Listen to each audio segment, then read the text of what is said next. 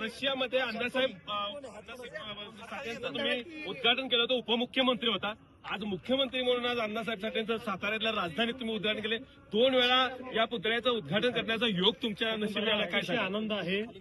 स्वराज्याची राजधानी असलेल्या साताऱ्यामध्ये लोकशाहीर अण्णाभाऊ साठे ज्यांनी संपूर्ण विश्वामध्ये आपल्या साहित्यामुळे एक नाव कमावलं. गरिबाचा आवाज, मजुराचा आवाज म्हणून ज्यांना ओळखलं जातं.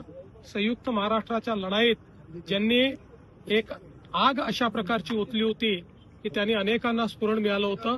अशा लोकशाहीर अण्णाभाऊ साठेंच्या पुतळ्याचं अनावरण करताना मला अतिशय आनंद आहे. साहेब, 2 मंत्री साताऱ्यात, 5 मंत्री आहेत. सगळे मंत्र्यांवर तुम्ही विश्वास जो टाकला तो विश्वास खऱ्या अर्थानं सार्थक ठरलेला दिसतोय.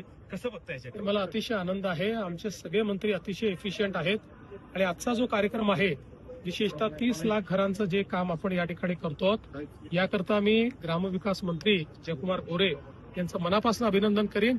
रेकॉर्ड केलं, एका वर्षात 5 लाख घरं देशामध्ये कोणी बांधलेले नाहीत, हा रेकॉर्ड आपण.